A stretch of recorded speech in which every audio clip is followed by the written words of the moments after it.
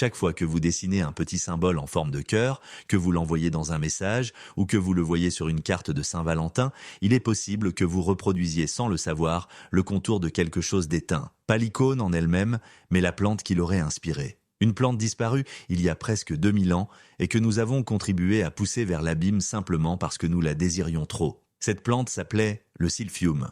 Elle poussait à l'état sauvage le long d'une bande très étroite de la côte nord-africaine, liée à l'ancienne cité de Cyrène, et elle produisait des gousses de graines dont la forme rappelait un cœur. Lorsqu'on l'incisait, elle saignait une résine pâle, âcre et puissante. Les textes antiques la décrivent comme valant son poids en argent, suffisamment précieuse pour être stockée comme on stocke l'or, suffisamment précieuse pour que Cyrène en frappe l'image sur ses monnaies, celles qui circulaient dans tout le bassin méditerranéen. Ici, c'est Mémoire des plantes. Et voici l'ascension et la chute d'une plante qui a nourri des empires, façonné des économies, puis disparu au point de devenir un fantôme dans de vieux écrits. Tout commence en 631 avant notre ère. Des colons grecs, affamés et désespérés, mettent le cap vers le sud et fondent Cyrène sur la côte de l'actuelle Libye. La colonie peine à survivre. Terre dure, eau incertaine et ce risque terrible de devoir tout recommencer. Puis, après les pluies, les collines offrent un miracle. Des fleurs jaunes dorées sur des tiges creuses, des racines épaisses enveloppées d'une écorce sombre et une sève à l'odeur tranchante que les habitants locaux apprécient déjà,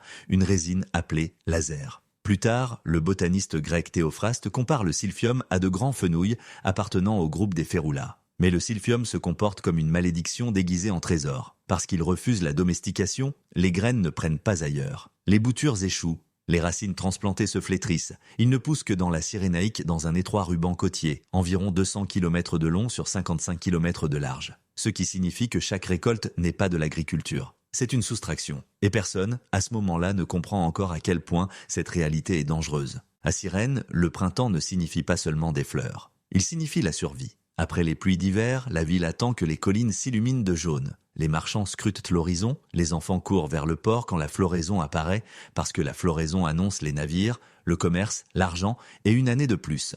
Les années d'abondance, la frappe monétaire s'accélère et les pièces marquées du silphium se répandent dans les marchés méditerranéens. Les années de faiblesse, toute la cité se crispe, les expéditions ralentissent, les fortunes vacillent et la peur s'installe. Mais le monde antique refuse d'accepter le problème central. Le silphium ne peut pas être cultivé. Les Grecs et les Romains maîtrisent l'agriculture. Ils ont domestiqué le blé, l'orge, l'olivier, la vigne. Ils croient que la nature peut être dominée, organisée, améliorée. Et puis, ils rencontrent une plante qui résiste à toutes leurs méthodes. Les traités romains la mentionnent avec frustration. Pline l'Ancien énumère ses usages, mais admet l'échec de sa culture. Théophraste peut la décrire, mais ne peut pas apprendre à la faire pousser. Le silence sur comment cultiver le silphium est l'indice le plus assourdissant de tous. Et cet échec crée une logique mortelle. Si vous ne pouvez pas en produire davantage, vous en prélevez davantage tant qu'il en reste. Vous récoltez plus fort. Vous forcez les collines sauvages à donner ce qu'elles ne peuvent pas remplacer. La qualité même qui rend le silphium inestimable, son refus de la domestication, le rend vulnérable à l'extinction. La récolte est traitée comme une chasse. On entaille une racine mature et une résine épaisse, aromatique, s'écoule, le laser, puis elle est séchée, classée, vendue à prix d'or. On utilise la plante entière, les tiges sont rôties et mangées. Les racines sont tranchées et prises avec du vinaigre, censé aider la digestion.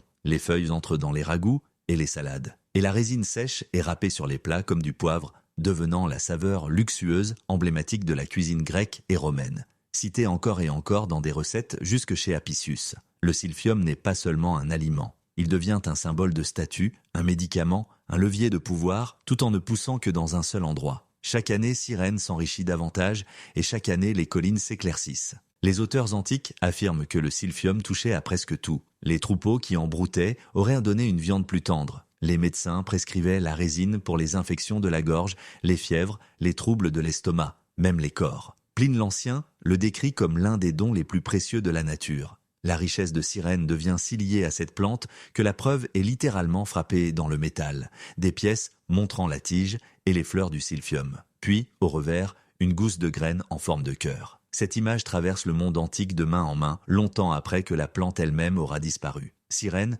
tente de la gérer. Les droits de récolte sont restreints. Seules certaines tribus nomades peuvent la collecter. Des quotas existent parce que tout le monde comprend une vérité inconfortable. Le silphium est une ressource non renouvelable. On ne peut pas en semer davantage. On ne peut pas le déplacer ailleurs. Quand il disparaît des collines, il disparaît de la terre. Puis la demande bascule du luxe vers la nécessité. Selon des sources médicales antiques, le silphium empêchait les grossesses. Le médecin Sérénus d'Éphèse décrit un protocole, une dose de résine de la taille d'un pois chiche prise régulièrement pour empêcher la conception, et si la conception avait déjà eu lieu, une dose pouvait provoquer les règles et interrompre la grossesse. Dans un monde aux contraceptifs limités, dangereux, incertain, le silphium se distingue. Il fonctionne, et le récit insiste sur un détail troublant.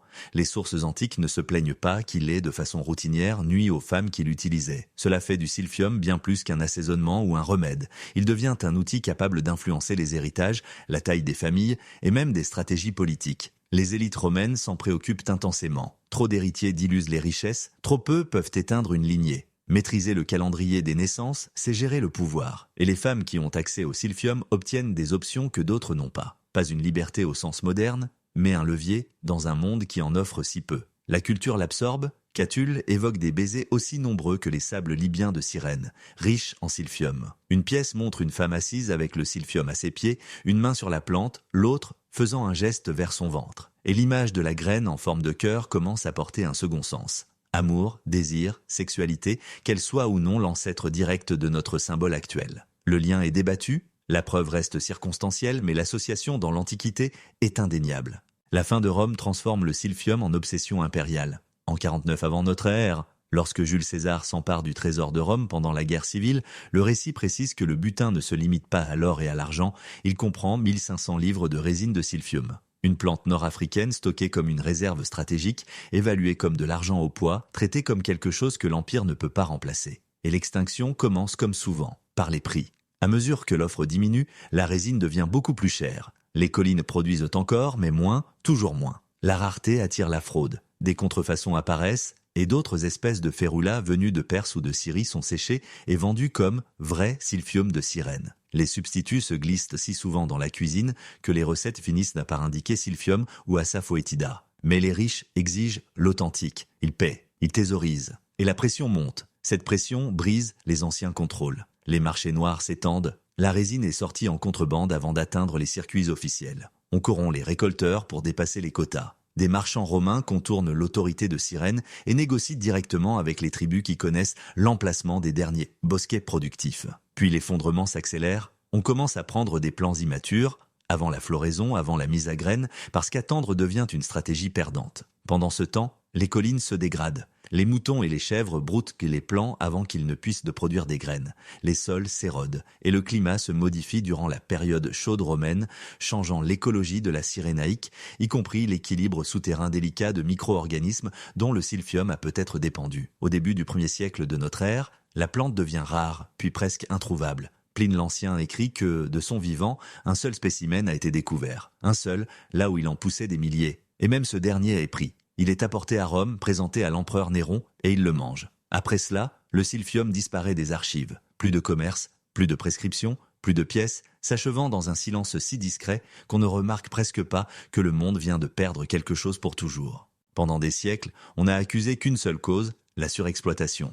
Mais le récit suggère un effondrement plus complexe. Le surpâturage a compté, des animaux consommant les plants avant qu'ils ne puissent ne produire des graines, mais la menace la plus profonde pourrait avoir été environnementale. Le climat de la Cyrénaïque changeait. Durant la période chaude romaine, les écosystèmes se modifient, la désertification progresse et la communauté du sol, bactéries, champignons, invertébrés dont la plante pouvait dépendre, a pu s'effondrer. Si le silphium était monocarpique, ne fleurissant qu'une fois avant de mourir, et s'il mûrissait lentement, même une variation modeste aurait pu être catastrophique. Puis vient l'hypothèse la plus étrange, le silphium aurait pu être un hybride apparenté au grand fenouil, se reproduisant de manière asexuée par les racines, tout en produisant des graines stériles. Cela expliquerait pourquoi la culture a toujours échoué, pourquoi son aire était si étroite, et pourquoi, une fois les peuplements sauvages détruits, les graines ne pouvaient pas le ramener. Nous ne savons pas quelle explication est la bonne. Pendant près de 2000 ans, le silphium reste un fantôme dans des textes et sur des monnaies jusqu'en 1983. Un chercheur turc,